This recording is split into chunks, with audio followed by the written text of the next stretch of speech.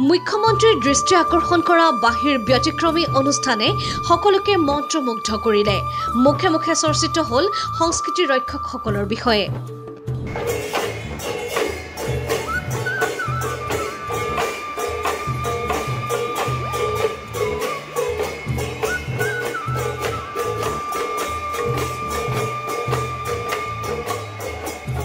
সামাজিক মাধ্যমত বিশেষভাৱে খলকনি সৃষ্টি কৰা বাঁহী 5 বছৰীয়া হ'ল। কৃষ্টিৰ পথাৰখন নতুন ব্ৰিজেৰে ভৰল হ'ল।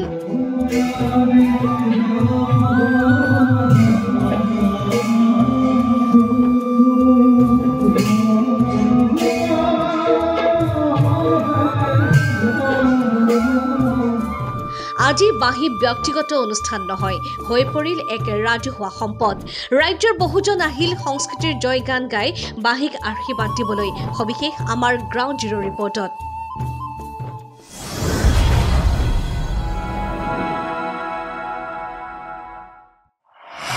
বাঁহীৰ কৰ্মই ৰাজ্যৰ মুখ্যমন্ত্ৰীৰ লগতে বহু গণ্যমান্য ব্যক্তিক ইতিমধ্যে আকৰ্ষণ কৰিছে। মাতৃভূমিৰ পৰশত উজ্জীৱিত হোৱা জাতীয় সংস্কৃতিৰ অন্যতম সম্পদ বাঁহীক লৈ এতিয়া বহুতৰে সপোন। সাংস্কৃতিক নগৰী যোৰহাটৰ গৰিমা অক্ষুণ্ণ ৰাখি ৰাজ্যৰ ভিন্ন প্ৰান্তৰত বাঁহীয়ে নিত্য নতুন কৰ্মৰ জৰিয়তে ৰাইজৰ সমাদৰ লাভ কৰিবলৈ সক্ষম হৈছে। উল্লেখযোগ্য কথা এয়া যে বাঁহীয়ে কণ কণ শিশুৰ পৰা কিশোৰলৈকে সকলোকে একেখন মঞ্চত একত্ৰিত কৰি লোকবাদ্য লোকনৃত্য প্ৰদৰ্শন কৰি অসমীয়া সংস্কৃতিক ৰাইজৰ আগত প্ৰচাৰ আৰু প্ৰসাৰ কৰিছে, যিটো আজিৰ প্ৰেক্ষাপটত যথেষ্ট এটা গুৰুত্বপূৰ্ণ বিষয়। এটি সৰু তৰ্জাবীৰৰ কোঠাৰ পৰা আজি এক বৃহৎ পৰিয়াললৈকে এক কঠোৰ সংগ্ৰাম বিজড়িত সাংস্কৃতিক অনুষ্ঠানটোৱে ভোগবাদী সমাজখনত ব্ৰতাই ৰাখিব পৰাটো কম ডাঙৰ কথা নহয়। বহু ত্যাগ আৰু কষ্টৰ বিনিময়ত বাঁহীয়ে অতিক্ৰম কৰিলে 5টা বসন্ত। এতিয়া সকলোৱে আস্থা ৰাখিছে বাঁহীৰ এই যাত্ৰা যেন বৃন্দাবনলৈকে বিয়পি পৰক অনাগত সময়ত। এই মুহূৰ্তত আপুনি সংযুক্ত হৈছে ৰিয়াৰ সৈতে আছাম ফ্লেশ্বত আৰু লৈ আহিছোঁ আমি সংস্কৃতি বিজড়িত এক বিশেষ প্ৰতিবেদন। ভগৱান শ্ৰীকৃষ্ণৰ ভুৱন ভুলোৱা বাঁহীৰ সুৰত বদলীয়া হৈছিল সহস্ৰ গোপীগণ। আৰু আজি যি আমি বাঁহীৰ অনুষ্ঠানলৈ আহিছোঁ, সেই বাঁহীয়ে ইতিমধ্যে বৃন্দাবনলৈকে এক সুৰৰ বন্যা বোৱাবলৈ সক্ষম হৈছে। ইতিমধ্যে সামাজিক মাধ্যমত সকলোতে খলকনি সৃষ্টি কৰা বাঁহী এক লোকবাদ্য অনুষ্ঠানৰ কথা আপোনালোকে নিশ্চয় শুনিবলৈ পাইছিলে। আৰু আজি এটাকৈ 5টা বসন্ত গৰকিবলৈ সক্ষম হৈছে এই বাঁহী লোকবাদ্য অনুষ্ঠানে। তাৰ আঁৰত থকা এজন ব্যক্তি আমাৰ সকলোৰে মৰমৰ অভিনেতা আৰু এজন শিল্পী সুৰজ দাৰ লগত আমি সংযুক্ত হ'বলৈ প্ৰয়াস কৰিছোঁ। বাঁহীৰ 5টা বছৰ গৰকিবলৈ সক্ষম হ'ল।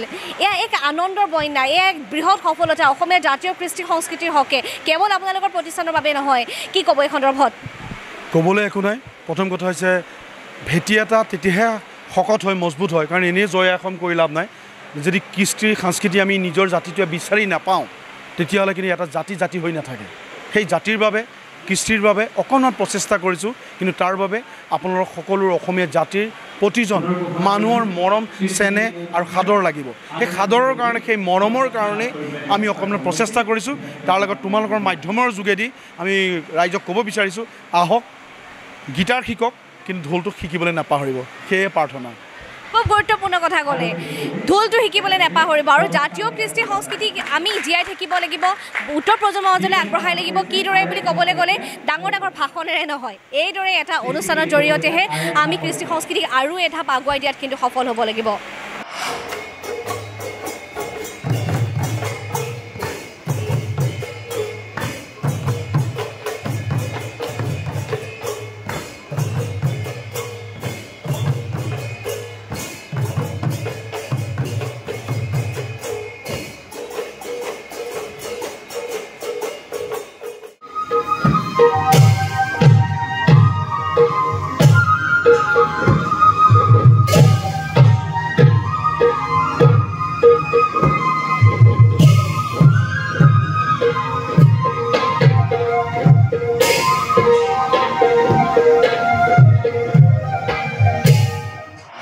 আপুনি ঈশ্বৰ দেখিছেনে?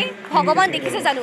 কিন্তু এজন ব্যক্তিক দেখিলে সদায় ভগৱান যেন চকুৰ সন্মুখত আমাক সাক্ষাৎ আহি যেন আবিৰ্ভাৱ হয় সেয়া সদায় অনুভৱ হয় সেয়া হৈছে আমাৰ পৰম পিতা সকলোৰে একে দেৱদূত বুলিব লাগিব জগন্নাথ দেৱ গোস্বামী যাৰ সান্নিধ্যত শংকৰী সংস্কৃতিকে ধৰি আমাৰ সকলো ক্ষেত্ৰত সংস্কৃতিৰ এক নতুন ধাৰা সৃষ্টি কৰিবলৈ সক্ষম হৈছে আমাৰ উত্তৰ প্ৰজন্মৰ মাজত সেইজন আমাৰ সত্ৰাধিকাৰ প্ৰভু ঈশ্বৰৰ লগত আমি সংযুক্ত হ'বলৈ প্ৰয়াস কৰিছোঁ বাঁহীক আপুনি আশীৰ্বাদ দিবলৈ আহিছে আৰু আপোনাৰ আশীৰ্বাদে বাঁহীক যাতে আৰু আগুৱাই লৈ যাওক সেয়া আমি একান্তৰে কামনা কৰিছোঁ এই শুভ মুহূৰ্তৰ শুভ সন্ধিক্ষণত উপস্থিত হৈ কি ক'ব আপুনি প্ৰভু আজি বাঁহীৰ পঞ্চম বাৰ্ষিক অনুষ্ঠান এই অনুষ্ঠানত উপস্থিত থাকিবলৈ আমি নিজকে ধন্য মানিছোঁ বাঁহীৰ যি কৰ্মসূচী আমি শুনিছোঁ জানিছোঁ যি আমাৰ অসমীয়া সংস্কৃতিৰ ক্ষেত্ৰত তেখেতসকলে অহোপৰসত্ব চেষ্টা কৰিছে যাতে সংস্কৃতি সৰ্বব্যাপ্ত হওক আৰু আমাক মাতি আনিছে বাঁহীয়ে আজি এখন মহাপুৰুষীয়া ভাওনা উদ্বোধন কৰিব কৰাৰ নিমিত্তে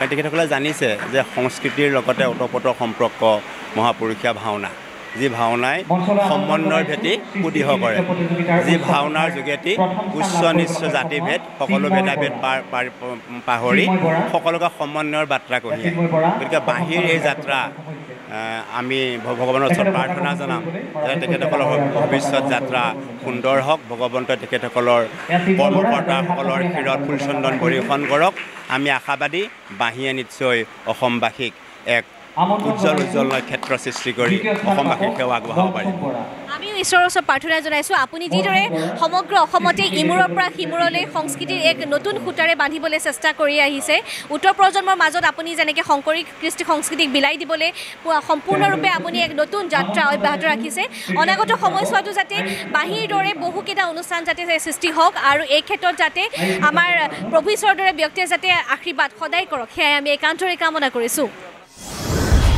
আপুনি চাই আছে আসাম ফ্লাছ ডিস্কভাৰ ডিভাইন